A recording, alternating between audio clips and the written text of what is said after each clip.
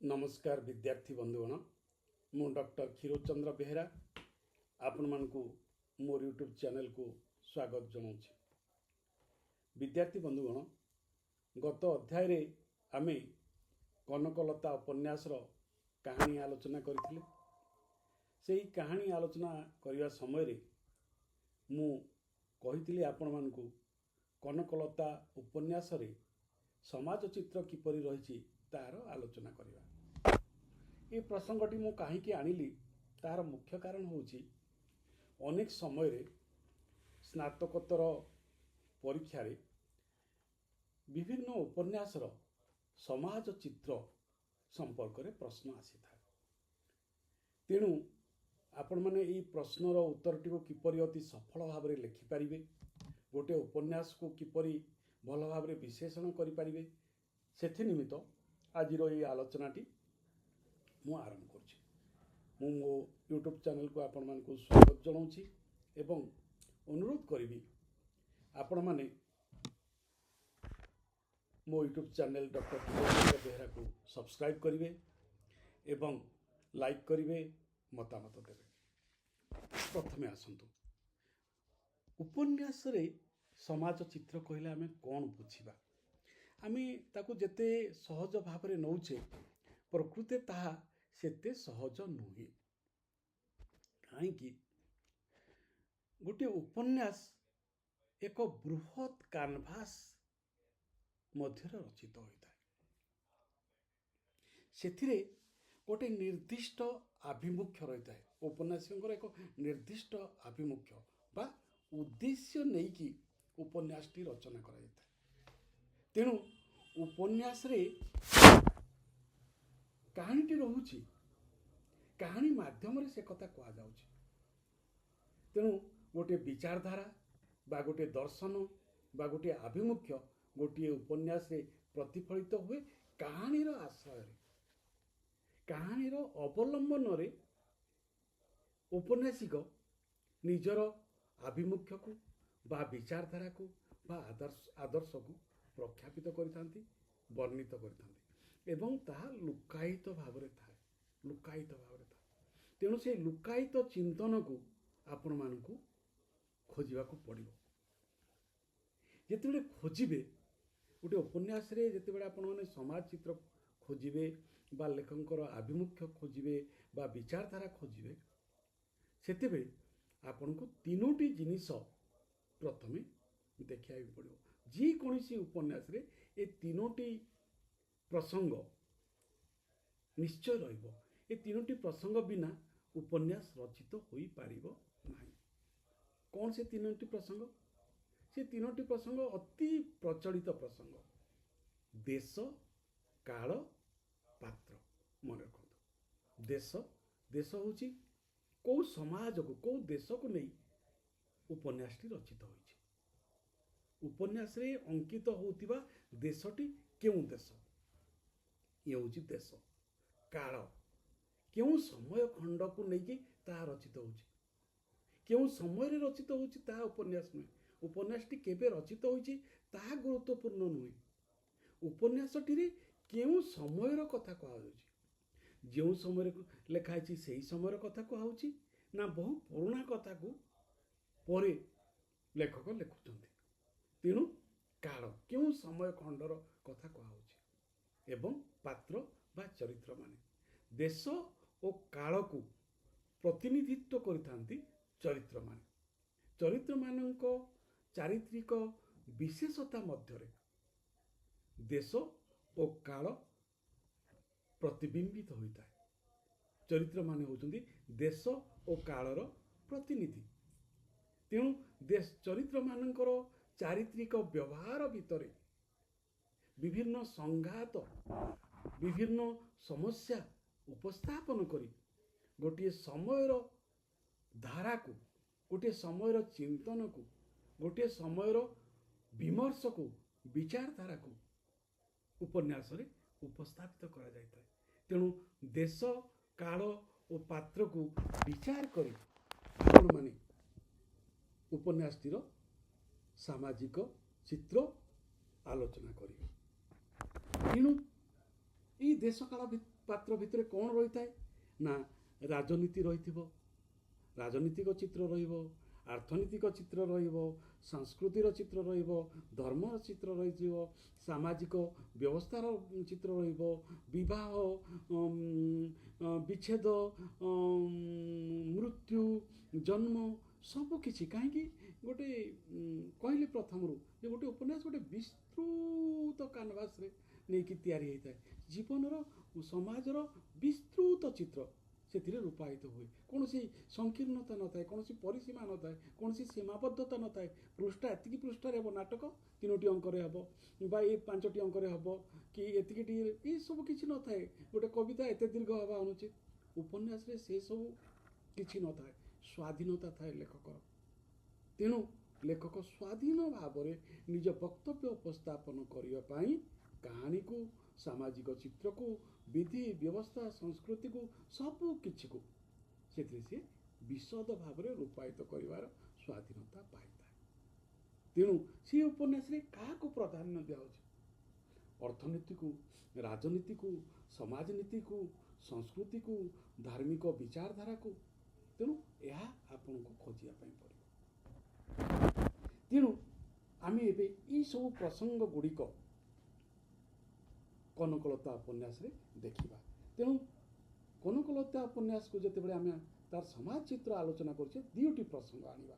ପ୍ରଥମ ପ୍ରସଙ୍ଗଟି ହେଉଛି ଉପନ୍ୟାସଟି କେଉଁ ସମାଜ ଓ ସମୟକୁ ଭିତ୍ତି କରି ରଚିତ। ଯେଉଁଟା ପ୍ରଥମେ ମୁଁ କହିଲି ଦେଶ, ଏଥିରେ କେଉଁ ଦେଶଟି ରହିଛି, କେଉଁ ସମାଜ ରହିଛି, କାଳ, କେଉଁ ସମୟ ରହିଛି, ସମାଜ ଓ ସମୟକୁ ଆଣିବା। ଏବଂ ଏହା କେଉଁ ସମୟରେ ରଚିତ ହୋଇଛି, ସେହି ସମୟର କଥା କହୁଛି ନା ନାହିଁ ବହୁ ପୁରୁଣା କଥା କୁହାହେଉଛି। ତେଣୁ ଆପଣମାନେ ଦେଖିବେ ଯେ କନକଲତା ଉପନ୍ୟାସଟି ମୁଁ ପୂର୍ବରୁ କହିଛି ଯେ 1925 ମସିହାରେ ରଚିତ ହେଉଛି। ତେଣୁ 1925 ମାନେ 1900ରୁ 1925ର ସମୟ କଥା ଏଠି ନାହିଁ। ଏଠି 1850ରୁ 1900 କଥା କୁହାହେଉଛି। ଅର୍ଥାତ୍ 19ବିଂଶ ଶତାବ୍ଦୀର ଶେଷ ଦଶନ୍ଧିର କଥା କୁହାହେଉଛି। ଶେଷ 50 ବର୍ଷର, 30 ବର୍ଷର କଥା କୁହାହେଉଛି। ତେଣୁ ସେ ସମୟର ସମାଜ କ'ଣ ଥିଲା? ଆଜି ଆମେ ଏକବିଂଶ ଶତାବ୍ଦୀର ପ୍ରଥମ ଯେଉଁ ଭାଗ 2025 ଏକବିଂଶ ଶତାବ୍ଦୀର 1/4 ଆମେ ଅତିକ୍ରମ କରିଛେ। ଏକବିଂଶ ଶତାବ୍ଦୀର 1/4 ଅତିକ୍ରମ କରିବା ବେଳେ ଆମେ 19ବିଂଶ ଶତାବ୍ଦୀର ଶେଷ ଦଶକର କଥା, ଶେଷ 2-3 ଦଶନ୍ଧିର କଥା ଆମେ ଆଲୋଚନା କରୁଛେ। ତେଣୁ କେତେ ବ୍ୟବଧାନ ରହିଛି, ସାମାଜିକ ବ୍ୟବଧାନ, ସମୟର ବ୍ୟବଧାନ, ସେ ବ୍ୟବଧାନକୁ ଆମେ ଏଇଠି ଆଲୋଚନା କରିବା। ତେଣୁ ଉପନ୍ୟାସଟିର ଆଲୋଚନା କଲାବେଳକୁ ସମାଜ, ସମୟ ଏବଂ କେଉଁ ସମୟରେ ରଚିତ ହୋଇଛି। ତେଣୁ ସେହି ସମୟରେ ଏହା ରଚିତ ହୋଇଛି। ଏହା ବହୁତ ପରେ ରଚନା କରିନାହାନ୍ତି ମାନେ ଆମର ଔପନ୍ୟାସିକ ସେଇ ସମୟର କଥା ଯାହା ସିଏ ଅନୁଭବ କରିଛନ୍ତି ସିଏକୁ ସିଏ ରଚନା କରୁଛନ୍ତି। ତେବେ ଏଥିରେ କ'ଣ ଆସୁଛି? ପ୍ରଥମରେ ସିଏ ସାମାଜିକ ଜୀବନଧାରା। ସେତେବେଳେ ସମୟ, ଆଜିର ସମୟ ହେଉଛି ଟେକ୍ନୋଲୋଜିର ସମୟ, ଡିଜିଟାଲ ସମୟ। ଗୋଟିଏ ସମୟ ଥିଲା ବିଜ୍ଞାନର ସମୟ। ଆଜି ବିଜ୍ଞାନ ପୁରୁଣା ହେଇଗଲାଣି। ଆମର ଟେକ୍ନୋଲୋଜି, ଡିଜିଟାଲ, ଅନଲାଇନ୍ ଇଏ ଆସିଗଲାଣି। ସଂଶ୍ଳେଷଣ ହେଇକରି ବହୁ ଆଗକୁ ବିଜ୍ଞାନ ପଳେଇ ଆସିଛି। କିନ୍ତୁ ସେତେବେଳେ ବିଜ୍ଞାନ ଆସିନାହିଁ। ସେତେବେଳେ ଆମେ ଥିଲେ ପରାଧୀନ, ଔପନିବେଶିକ ଶାସନ ଭିତରେ ଥିଲେ, ଇଂଲିଶ ଶାସନ ଭିତରେ ଥିଲେ। ଏବଂ ସେହି ଶାସନ ବ୍ୟବସ୍ଥାରେ ଇଂରାଜୀ ଶିକ୍ଷା ଆମ ଦେଶକୁ ପ୍ରବେଶ କରୁଛି। ଗ୍ରାମୀଣ ବ୍ୟବସ୍ଥାରେ ଇଂରାଜୀ ଶିକ୍ଷାର ପ୍ରବେଶ କରୁଛି। ତେଣୁ ଇଂରାଜୀ ଶିକ୍ଷା ଆସିବା ଦ୍ୱାରା, ଇଂରେଜ ସଂସ୍କୃତି ଆସିବା ଦ୍ୱାରା ଆମ ସାମାଜିକ ବିଚାରଧାରାରେ ବିରାଟ ପରିବର୍ତ୍ତନ ଆସିଛି। ତେଣୁ ସେଇ ବିରାଟ ପରିବର୍ତ୍ତନକୁ ଦେଖାଇବା ପାଇଁ ପ୍ରଥମେ ନନ୍ଦକିଶୋର କ'ଣ କରିଛନ୍ତି ନା ଆମର ସମାନ ଯେଉଁ ଇଂରେଜ ସଭ୍ୟତା ଆସିଲା ତା ପୂର୍ବରୁ ଆମର କ'ଣ ତା ସେଇ ସମୟରେ ଥିଲା ସାମନ୍ତବାଦୀ ସଭ୍ୟତା, ଜମିଦାରୀ ସଭ୍ୟତା, ଭୂକୈନ୍ଦ୍ରିକ, ଚାଷକୈନ୍ଦ୍ରିକ ସଂସ୍କୃତି।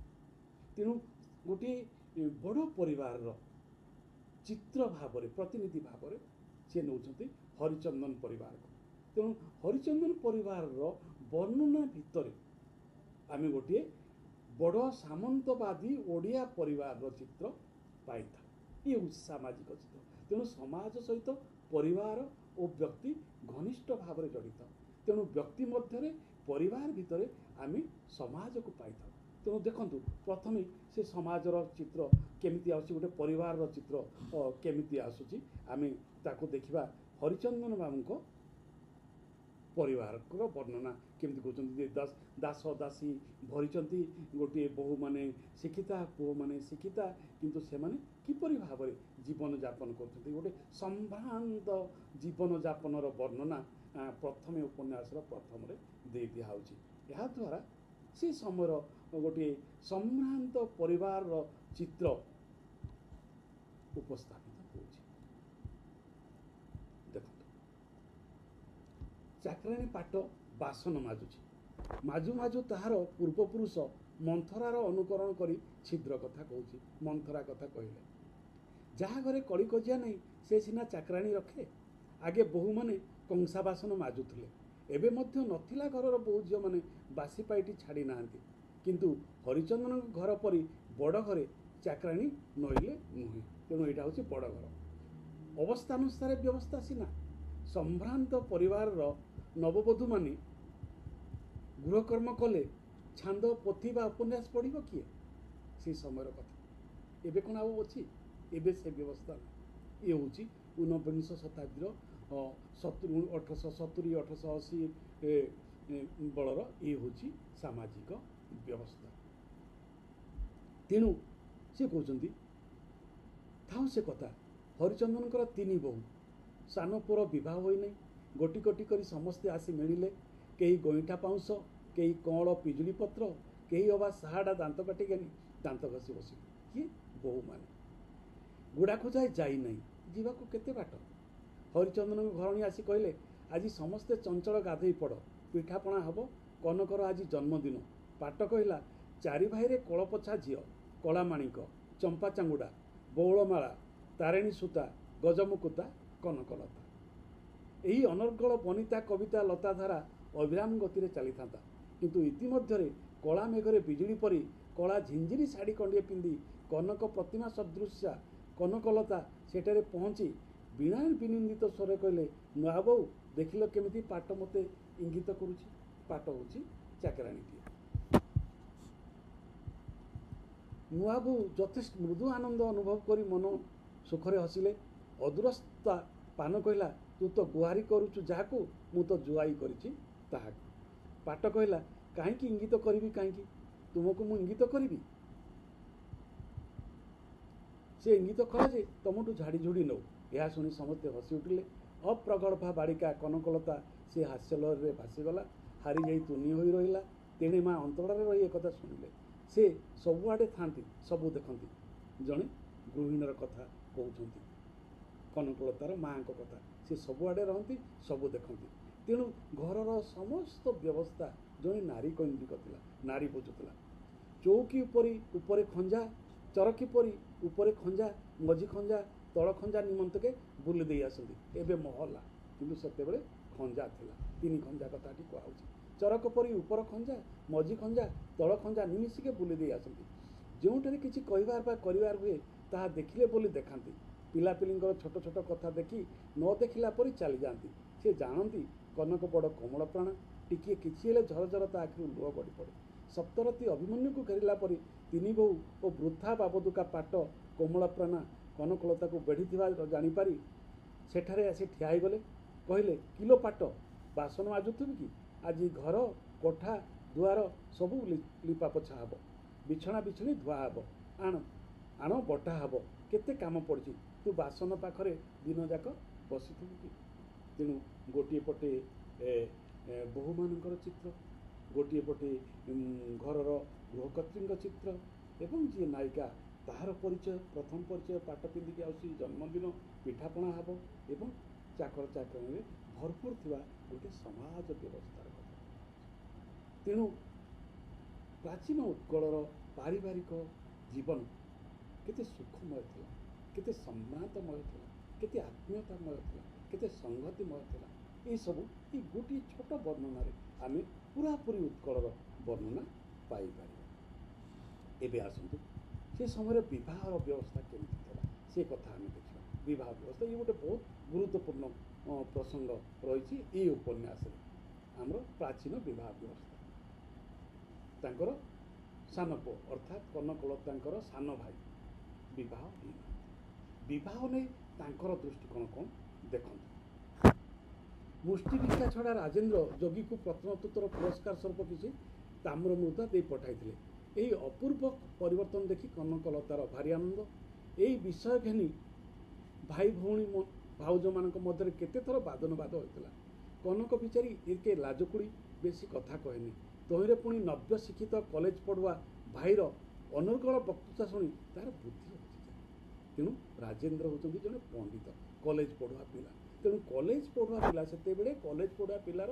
भारी खातिर तेणु कॉलेज पढ़ुआ पिला कॉलेज रे पढ़ी आसिक परिवार रे की प्रकार परिवर्तन आनुची ताहा राजेंद्र भितर देखी दिया होची तेणु गोटे उच्च शिक्षित हवा कॉलेज रे पढ़ा से एक गौरवर विषय था इंग्रेजी शिक्षा प्राप्त हवा एक गौरवर विषय था तेणु कनकलता कम पाठ पढ़ी तेणु भाईर ज्ञान देखिकी सी हतचकित हो जाए समस्ते हतचकित हो जाते देखो तहिरे पुणी नव्य शिक्षित कॉलेज पढ़ुआ भाईर अनर्गल वक्तृता शुणी तार बुद्धि हो जाए से तुनी हो जाए आज तार जय से मने मने भारी खुशी हो भाई पाक जाई कहला भाई नेउड़िकी नियो छवि देखा इतिमध्य पाट जोगी को मुठी दे जीवा बेले सान बाबू चाकर हाथ में जोगी को पैसा देता कथा कही स्त्री महल जय ढक्का बजाई देला नुआ बाबू मैंने आसी कहले कि जोगी कौन प्रेम चिटा आनी कि एते टाण कुआड़े गला राजेंद्र टुआ आउ नेउड़िकी छवि देखाऊ देखाऊ हसी हसी कहले आज विशेष कारण अच्छी जो मैंने किसी भल गीत बोली बा वाद्य बजाई समाजर उपकार करेंगे से कथा भेद समाजर व्यवस्था गोटे गोटे आदर्श समाज कथा समाजर कल्याण कथा चिंता करवा हूँ राजेंद्र मुख्य काम एवं ताही तांकु शिक्षा व्यवस्था शिखई तेणु जो मैंने किसी भल गीत बोली बा वाद्य बजाई समाजर उपकार करेंगे से कथा भिन्न राजस्थान चारण माने सती और वीर मानकर पुण्यचरित और जयवंदना गाई गाई देशर अनेक कल्याण करथिले देखो राजस्थान चारण मान कथाटी से प्रसंग में आसीगला आमर जोगी मैंने जो गीत गाँति तांकर चारण कथा आसीगला एवं एमाने केमिति समाजर मंगल कामना करती ये चारण मान जोगी मैंने राजेंद्र से कथा जानते तेणु राजेंद्र मार्फत समकालीन भारतर सामाजिक व्यवस्था कथा उपन्यासिक उल्लेख कर स्त्री माने केतेक बुझिले केतेक न बुझिले परस्पर मुहां चाही चाही तल खंजा को चले जाई मन इच्छा ताने हले हसिले बालेश्वर झियो सानु मझाणी कहला आलो से किस ज्ञान पागड़ ना किस किस उपरे ताने हला हस परे समित हास्यर ढेउ कर्णपटरे आघात करते मने मने खदोक्ति कले एमानकु मनुष्य करी शिक्षित युवक मानकर सहधर्मिणी करवा काठिकर पाठ ये हूँ से समय समाजर कथा राजेंद्र जितेबले सानु मझियाणी बा तांकर मझियाणी मझिया भाउज जितेबले जोगी नहीं कि ये जो मंतव्य देते राजेंद्र ताकू हसिकी उड़े दौरान सेतेबले राजेंद्र को मन में कौन प्रतिक्रिया होची से प्रतिक्रियाटी ही से समयर समाज चित्र जे नारी मानकर शिक्षा विशेष होना तेणु नारी माने निजर परिवार निजर काम भितर सीमाबद्ध होती भारत वर्ष में कौन घटुची शिक्षार विस्तार किपर घटुची आधुनिक जीवन किपर माड़ी आसुची से संपर्क में ओडिशार नारी माने खूब कम सचेतन थे से कथाटी कहुची से कहते देख बालेश्वर झील सान मझियाणी कहला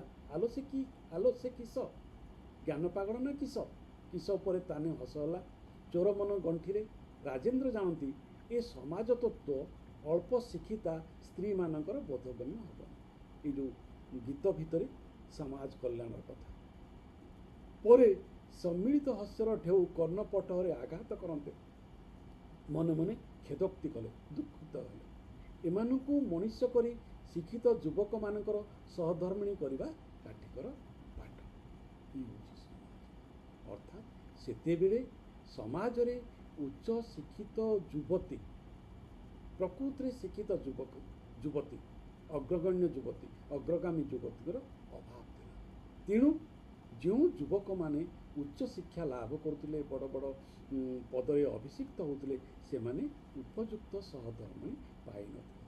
सेही दृष्टि कनकलतार योग्यता थिला से धनंजय सहित तांकर विवाह होला एवं ताहा एक योग्य और सफल विवाह। कहीं कनकलता मध्य भाई को मुझे कहानी भाई प्रभाव में बहु पाठ पढ़ुते तेणु ये हूँ से समाज व्यवस्था। एवं देखो तापर से कौन कौन यह भाबु भाबु निजर भविष्य चिंता मनरे जाग्रत है कि मु किपरि विवाह करिबि। निजर विवाह समस्या तो सम्मुख कठोर परीक्षा निरक्षरा बा अल्प शिक्षित युवतीटी आनी केवल शारीरिक संपर्क रक्षा करने पाशव जीवन यापन करने असह्य बोध है। ताहा थिला सामाजिक चलन कौन थिला विवाहटा क्यों उद्दिष्ट थिला देखो आउ थे लाइन निरक्षरा बा अल्प शिक्षिता युवतीटीए आनी केवल शारीरिक संपर्क रक्षा कर पाशव जीवन यापन करने असह्य बोध है। से चाहून से केवल जन को बह कर शारीरिक संपर्क मध्य सीमाबद्ध हो रहा से चाहूले स्त्री तांकर प्रेरणा दे हेब एवं से जहाँ चिंता करुँपरी से चिंता कर पुणी हलदी लगाई सोलरे दल मुकुट मुंडरे पिंधि नई नई चली दुब घास बाहर बांधी बिरी चाउल बिंचिबा कौड़ी खेलिबा बेदी पाखरे बसी अर्धमूर्ख पुरोहित अशुद्ध संस्कृत श्लोक शुणी मरणाधिक कष्टकर बोली प्रतीयमान होला। इणे पितामाता और समाज त्याग करी ब्राह्मण विवाह करने दुस्साहसिक कार्य से ब्राह्मण समाज गठित हो सारे एवं ब्राह्मण समाज कौन करुला ना मृत्यु विश्वास रखुना ये पूजा पार्वण में विश्वास रखुना तेणु से मैंने कौन करते साधारण भाव में विवाह नामक अनुष्ठान करते तेणु पारंपरिक विवाह प्रति राजेन्द्रनकर वितृष्णा अच्छी ब्राह्मण धर्म रे जो विवाह होची से प्रति आग्रह अच्छी किंतु बापा माँ समाज को छाड़ी पारंपरिक जीवन व्यवस्था छाड़ी सांस्कृतिक जीवन को छाड़ी से नूतन भाव में समाज जीवन को गढ़ा को से साहस करता तेणु इति उच्च शिक्षित होला परे मध्य बापा माँ आज्ञाधीन हो से जीवन यापन करने बाध्य प्रगतिशीलता प्रगतिशील चिंतन खंडित हो जाଉଛି सीमाबद्ध हो जाଉଛି परिवार भितर परंपरा तेणु परिवार और परंपरा आधुनिक शिक्षित युवक मान भारी पड़े से निज इच्छा मुताबक जीवन जी पारिना ये हूँ सब गुरुत्वपूर्ण प्रसंग। एवं आसत से राजेन्द्र किमती विधवा मान देखी से तीनोटी विधवा ये उपन्यास दिखाई तीनोटी विधवा और से समय एक ज्वलंत समस्या थी भारत वर्ष बहु बाल्य विवाह थिला मन रखु बाल्य विवाह थिला तेणु बाल्य विवाह करने द्वारा माने केते 7-8 वर्ष झील मान बाहागर कर दिया एवं से देखा जे बहु परिमाण रे समाज रे विधवा माने रहउतिले एवं से माने कठोर अनुशासन रे बास करुतिले। एठी 3 जन विधवा अछंती उमा चंपा आउ तुलसी देई तेणु एमानकर जो कठिन जीवन यापन निष्करुण जीवन यापन ताहा राजेन्द्र मन में गभीर प्रभाव पकई। ये राजेन्द्र और ये तीनोटी चरित्र भितर ये जो तुलसी देई उमा एवं चंपा ये तीनोटी चरित्र मध्य तत्कालीन भारत वर्षर एक बड़ समस्या को सामाजिक समस्या को उपस्थापन कर गुरुत्वपूर्ण अति गुरुत्वपूर्ण ये प्रसंगटी आप देखो।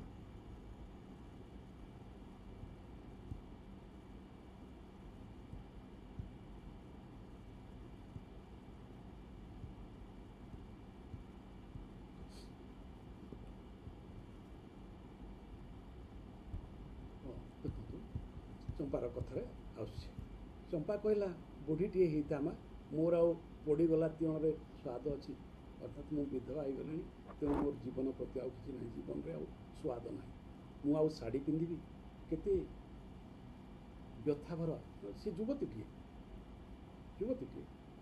तेणु ता स्वामी चली जाइए जीवन कौन से जानी ना विधवा हो से काम कर पेट पोषापी हरिचंदन मान घर चाकराणी काम कर चंपा कहला बुढ़ीटे होता माँ मोर आउ पड़गला तीण स्वाद अच्छी किए देता पद्मावती देते शाढ़ी ପିନ୍ଧିବା। ତମର ଆଜି ଶୁଭ ଦିନଟିଏ, ତମେ ସବୁ ଯାଅ। ମୁଁ ସୋମବାର ଦିନ ଯାଇଥିଲି, ଆଜି ଯିବିନି, ମନ୍ଦିରକୁ ଯିବା। ଚମ୍ପା ଫେରୁ ଫେରୁ ବାଟରେ ଢଗ ପକାଇ କହିଲା, ଜଗନ୍ନାଥଙ୍କର ବଡ଼େଇ କାହାକୁ ଦିଅନ୍ତି ପାଟ ପୀତାମ୍ବର, କାହାକୁ ଦିଅନ୍ତି ଗଡ଼େଇ। ଇଏ ହେଉଛି ସାମାଜିକ ବିଧା। ଜଗନ୍ନାଥ କାହାକୁ ଖିଚିଛନ୍ତି ଆଉ କାହାକୁ ତଳେ ଭୂମିରେ ଗଡ଼େଇ ଦେଉଛନ୍ତି। କହିଲା ବେଳେ ତା ଆଖିରୁ ଟୋପାଏ ଲୁହ ପଡ଼ି ପଡ଼ିଲା। ରାଜେନ୍ଦ୍ର ନଦୀ ସ୍ନାନରୁ ଫେରିଲା ବେଳେ ଚମ୍ପାକୁ ଦେଖିଥିଲା। ସେତେବେଳେ ରାଜେନ୍ଦ୍ର ନଦୀରୁ ସ୍ନାନ କରୁଥିଲେ। ଏହି ସୁନ୍ଦରୀ ଯୁବତୀର ଦୁର୍ଦ୍ଦଶାରେ ସେ ଏକାନ୍ତ ଆନ୍ତରିକ ବେଦନା ଅନୁଭବ କଲେ। ଚମ୍ପା ସୁନ୍ଦରୀ ଏବଂ ଯୁବତୀ। ଏହି ସୁନ୍ଦରୀ ଯୁବତୀର ଦୁର୍ଦ୍ଦଶାରେ ସେ ଏକାନ୍ତ ଆନ୍ତରିକ ବେଦନା ଅନୁଭବ କଲେ। ମନେ କଲେ ଏପରି ଯୁବତୀ ବିଧବାଙ୍କର ପୁନର୍ବିବାହ ପ୍ରଚଳନ କଲେ କ'ଣ କ୍ଷତି ହୁଅନ୍ତା? ଉତ୍କଳରେ କି ବିଦ୍ୟାସାଗର ଜନ୍ମିବେ ନାହିଁ? ବଙ୍ଗଳାରେ ବିଦ୍ୟାସାଗର ଜନ୍ମିଛନ୍ତି ଏବଂ ସେ ବିଧବାମାନଙ୍କର ବିବାହ ଆୟୋଜନ କରିଛନ୍ତି। ମନେ ପକାନ୍ତୁ ନବଜାଗରଣ କଥା, ରାଜା ରାମମୋହନ ରାୟଙ୍କ କଥା ଏବଂ ବିଦ୍ୟାସାଗରଙ୍କ କଥା। ତେଣୁ ଏଇ ଯେଉଁ ନବଜାଗରଣ ପ୍ରକ୍ରିୟା ପରୋକ୍ଷ ଭାବରେ ରାଜେନ୍ଦ୍ର ଚରିତ୍ର ମଧ୍ୟରେ ଏହାକୁ ଆପଣଙ୍କୁ ବିଶ୍ଳେଷଣ କରିବେ। ଏହିପରି ଅତି ଛୋଟିଆ ଛୋଟିଆ ପ୍ରସଙ୍ଗ ଗୁଡ଼ିକ, ଅତି ଛୋଟିଆ ଛୋଟିଆ ବିଷୟ ଗୁଡ଼ିକ ରହିଛି, ଯାହାକୁ ଆପଣ ଆପଣଙ୍କ ବିଶ୍ଳେଷଣରେ ବିସ୍ତାରିତ କରିବେ। ସେ କହୁଛନ୍ତି, ଦେଖନ୍ତୁ, ଉତ୍କଳରେ କି ବିଦ୍ୟାସାଗର ଜନ୍ମିବେ ନାହିଁ, କଥା ତ ଢେର ହୋଇଅଛି, କାର୍ଯ୍ୟରେ କିଛି କରାଯାଇପାରେ କି? କିନ୍ତୁ ବିଘ୍ନ ତ ନାହିଁ। କଥା ତ ଆମେ ହେଉଛେ, ଭାଷଣ ତ ଆମେ ଦେଉଛେ, କିନ୍ତୁ କାମ କରିପାରିଛେ କି? ଏବଂ କାମ କରିବା ପାଇଁ ଅନେକ ବିଘ୍ନ, ଅନେକ ସାମାଜିକ ବାଧା ରହିଛି। ପ୍ରଥମ କଥା, ବରପାତ୍ର ମିଳିବ କାହୁଁ? ଦ୍ୱିତୀୟ କଥା, ଏହାର ସୌଜାତୀୟ ଛଡ଼ା ଅନ୍ୟ ବର ସହିତ ଏହାର ବିବାହ କେଉଁ ଆଇନ ଅନୁସାରେ ହେବ? ତୃତୀୟ କଥା, ଏ ସ୍ତ୍ରୀ ସମ୍ମତ ହେବ କି ନାହିଁ? ଚତୁର୍ଥ କଥା, ଏ ଗ୍ରାମରେ ଏ ଦମ୍ପତି କିପରି ରହି ସମାଜରେ ଚଳିବେ? ଏହିପରି ସୁନ୍ଦରୀ ଯୁବତୀ ଅରକ୍ଷିତା ହୋଇ ଶେଷ ପର୍ଯ୍ୟନ୍ତ ପବିତ୍ର ନିଷ୍କଳଙ୍କ ଭାବରେ ରହିବା ବଡ଼ ଦୁର୍ଲଭ। ଦୁଷ୍ଟ ଲୋକେ ଏହାକୁ ବିପଥଗାମିନୀ କରାଇପାରନ୍ତି। ସମାଜରେ ଦୁରନ୍ତ ପୁରୁଷଙ୍କୁ 7 ଖୁଣ ମାର। କୌଣସି ଦଣ୍ଡ ବା ସାମାଜିକ ପ୍ରତ୍ୟବାୟ କିଛି ନାହିଁ। ସ୍ତ୍ରୀମାନଙ୍କ ଉପରେ କିନ୍ତୁ ସମସ୍ତେ ଖଡ଼୍ଗହସ୍ତ। ଟିକିଏ ହଲଚଲ ହେଲେ ସପ୍ତ ପାତାଳରେ ପଡ଼ିବେ, ଆଉ ରକ୍ଷା ନାହିଁ। ଚିରଜୀବନ ସେମାନେ ଜଘନ୍ୟ, ହେୟ, ଘୃଣିତ, ଲାଞ୍ଛିତ ହୋଇ ରହିଲେ। ପୁଣି ଘୃଣିତ ଲୋକ ଦ୍ୱାରା ଘୃଣ୍ୟ କାର୍ଯ୍ୟ ସମ୍ପାଦିତ ହେବା ସହଜ ହୋଇପଡ଼େ। ଜଣକୁ ଯେବେ ତୁମେ ଭଲ, ତୁମେ ସତୀ, ସେ ନିଜକୁ ତଦନୁଯାୟୀ ଉଚ୍ଚ ମଣେ, ତାହାର ଆତ୍ମସମ୍ମାନ ବଢ଼େ। କିନ୍ତୁ ଜଣକୁ ଯେବେ ତୁମେ ସର୍ବଦା କହ ତୁ ବଡ଼ ମନ୍ଦ, ଦୁଷ୍ଟ, ପିଶାଚୀ, ସେ ଶେଷକୁ ପିଶାଚୀ ହୁଏ, କାରଣ ପାପର ପଥ ବଡ଼ ବିଚ୍ଛିନ୍ନ। ତେଣୁ କେବଳ ବିବାହ କଥା ନୁହେଁ, ଯେଉଁ ଦୁଷ୍କର୍ମ ହେଉଛି, ବିଧବାମାନଙ୍କୁ ଯେଉଁମାନେ କ୍ଷମତାଶାଳୀ ଲୋକ ସମାଜରେ ଦୁଷ୍କର୍ମ କରୁଛନ୍ତି ଏବଂ ତାଙ୍କର କିଛି ଘଟୁ ନାହିଁ, ସେହି ବିଧବାଟି ହିଁ ସବୁ ଦୁଃଖ, କଷ୍ଟ, ଶୋକ ବହନ କରୁଛି।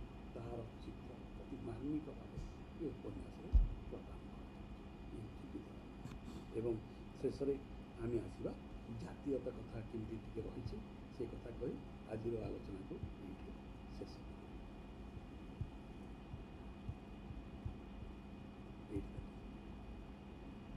ଯେଉଁ ଯୁବତୀ ପ୍ରତି ହରିଚନ୍ଦନଙ୍କ ଗୃହିଣୀ ପଦ୍ମାବତୀ ଏତେ ଆକୃଷ୍ଟ ହେଲେ, ତାଙ୍କ ନାମ ଧନଞ୍ଜୟ। ଏଇ ଯେଉଁ ନାୟକ ଧନଞ୍ଜୟ, ପାଇକରାୟଙ୍କ ପୁଅ ମାନ୍ଧାତା, ମାନ୍ଧାତାଙ୍କ ପୁଅ ପାଇକରାୟ, ଏହିପରି ଏହାଙ୍କର କୁଳବିଧି। ଧନଞ୍ଜୟ କିନ୍ତୁ ନିଜକୁ ମାନ୍ଧାତା ନ କହି ପାଇକରାୟ କହନ୍ତି, କାରଣ ସେ ଜଣେ କୃତବିଦ୍ୟ ବ୍ୟକ୍ତି।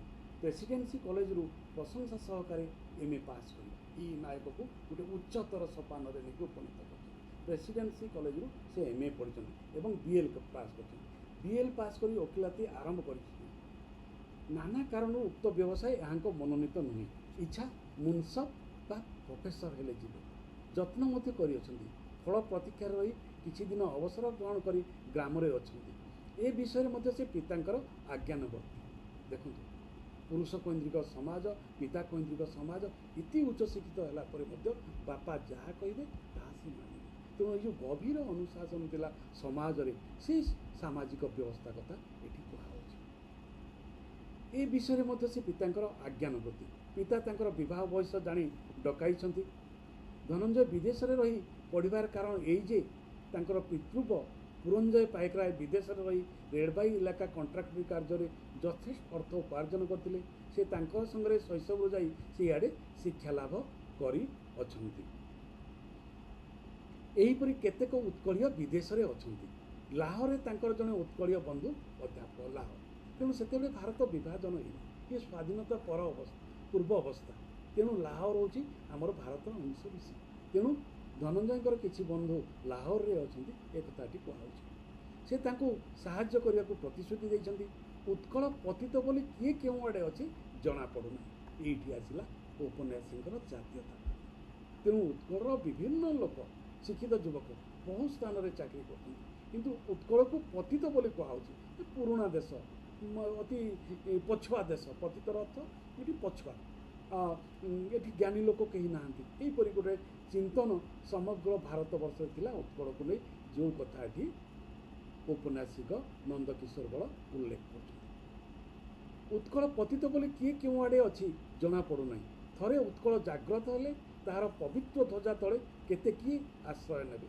एपरि अनेक व्यक्ति अछंती सेमाने उत्कल नाम रे परिचय देवाक कुंठित अन्य भाषा कही अन्य जातिर बाहुछाड़ा तले आश्रय अच्छी। देखो कहानी कौटी रहीगलानी उपन्यासर कहानी कौटी रहीगलानी किंतु धनंजय चरित्र माध्यम से देशप्रेम देखते उत्कल किपरि पतित भाव में ग्रहण होइछि समग्र देश विदेश में से कथा कहते एवं आम ए मुक्त होगा निमित्त कौन करवा दरकार से कथा तेणु चरित्र माध्यम घटना माध्यम विभिन्न प्रकार समाज चित्र उपन्यास रे उपस्थापित होता है एवं आपण माने ताहाकु पढ़ी भल भाव में अनुशीलन करी विशेषण करने दरकार पड़े साहित्य यही उत्तर खातार। बंधुगण आज आलोचना को यही रखा। आलोचनाटी किपर लगिला दयाकोरी मते कमेंट बॉक्स रे लिखिए और मोर यूट्यूब चैनल को सब्सक्राइब करेंगे। रोची नमस्कार।